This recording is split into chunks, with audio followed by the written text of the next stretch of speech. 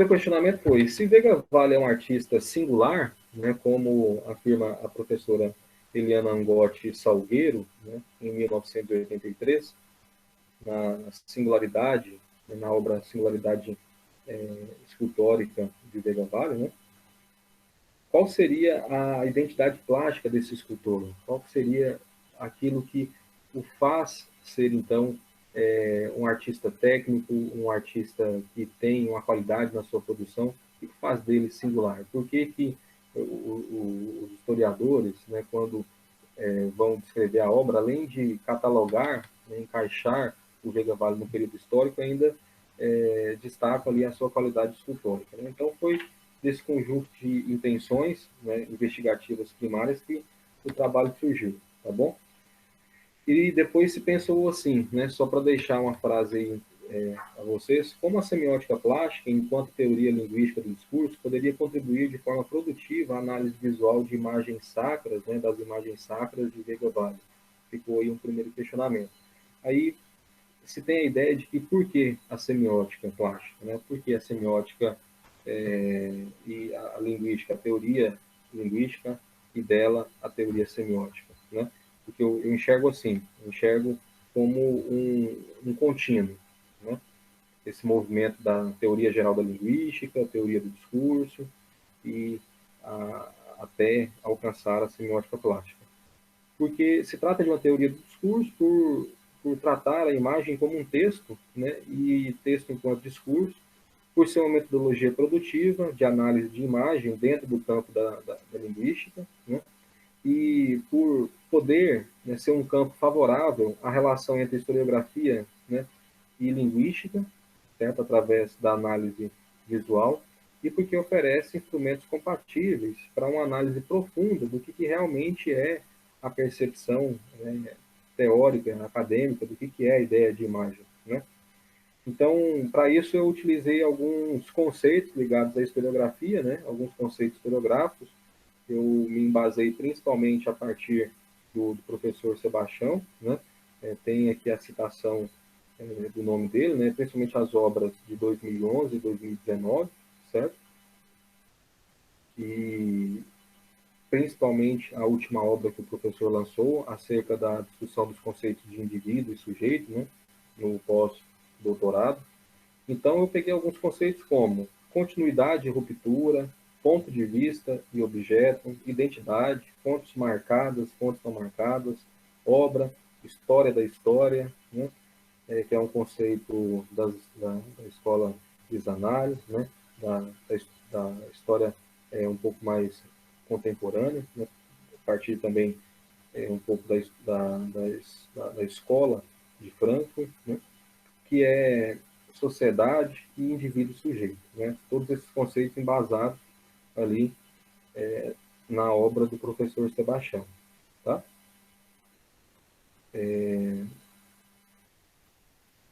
A gente poderia discutir historiografia, certo? Antes e nos embasarmos, né, em pontos de vista anteriores ao, ao professor Sebastião, por exemplo, do Conrad Corner, né?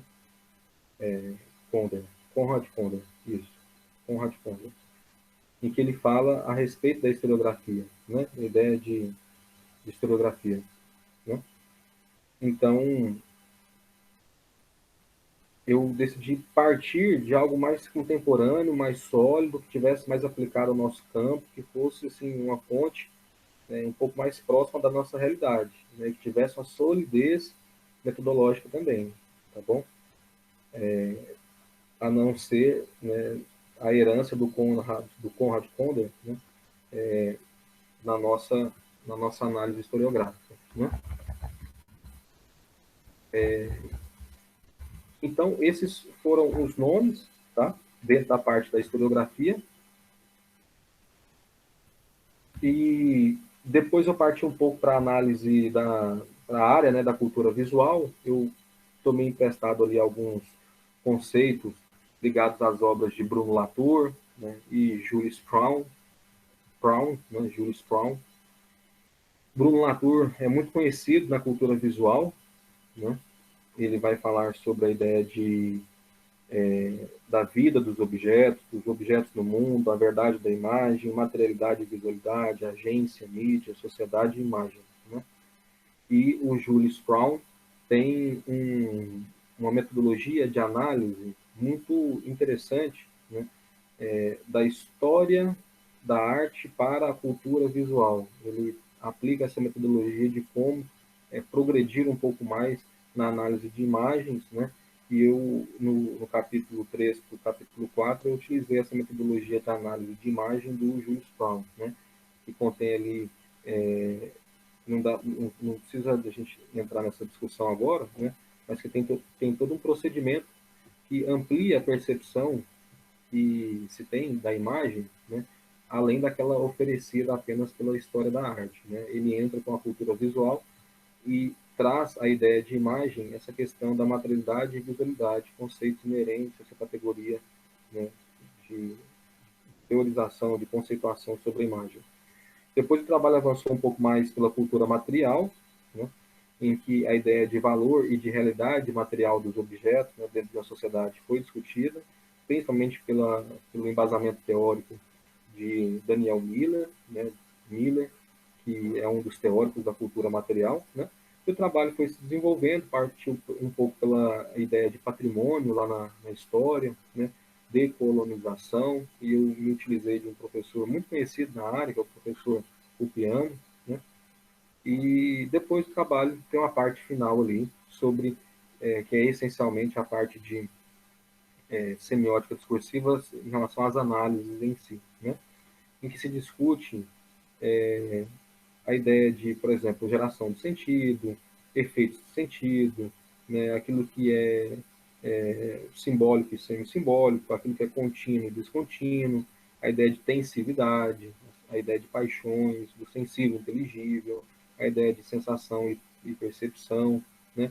Enfim, e outras categorias que dizem respeito à análise dimensional da imagem, né? Que são as categorias de análise bidimensionais, né? Planares, e, enfim, essa parte final do trabalho, né? Então, a dissertação, ela está construída em 5 capítulos, tá bom? Ela está sendo desenvolvida em cinco capítulos. O primeiro capítulo fala sobre, essencialmente, o Vega Valley em si, traz por título Vega Valley, Indivíduo e Sujeito, né? O segundo capítulo tem por nome A Construção da Imagem do Olhar em Vega Valley, nesse movimento da linguística para a imagem, né? Tem toda uma construção, né? Todo um processo, né? Que vai saindo ali da historiografia do Vega Valley, né? E vai alcançando um pouco mais a ideia de imagem. E da ideia de imagem a gente vai partir ali para a semiótica, né? Tem que fazer essa ponte aí, fazer essa escala. Capítulo 3, da linguística da língua, a semiótica das paixões, em que eu parto lá desde Saussure, na verdade, essencialmente Saussure, né? Essencialmente Saussure, e eu chego, por exemplo, até autores que estão ligados hoje à sociossemiótica, por exemplo, e semiótica tensiva. Todo esse movimento, né? Que é a proposta do capítulo 3, né? Apresentar, né, o que é o contexto da semiótica e quais são os instrumentos, os mecanismos que a semiótica tem a oferecer e quais são os tipos de análise nas quais, né, a semiótica tem, né, condições de oferecer uma metodologia produtiva e científica. O capítulo 4 fala essencialmente sobre semiótica plástica, que é o que nós vamos falar hoje. Hoje o tópico vai ser sobre a questão da presença do visível, né? E o capítulo 5 são as análises em si, né? Diz respeito às análises em si. Tem por título A Identidade Plástica, de José Joaquim da Veiga Vale, Análises Visuais. Pessoal, só contextualizando uma questão aqui, antes de entrar na parte semiótica, eu gostaria de dizer que, em relação ao trabalho, né, o trabalho tem uma primeira parte historiográfica e um segundo momento, que é a parte semiótica, né, linguística em si, e um terceiro momento ali, que são as análises, né? Do ponto de vista do primeiro momento, né, da primeira parte da dissertação, eu fui atrás assim do que tinha em relação ao Vega Vale.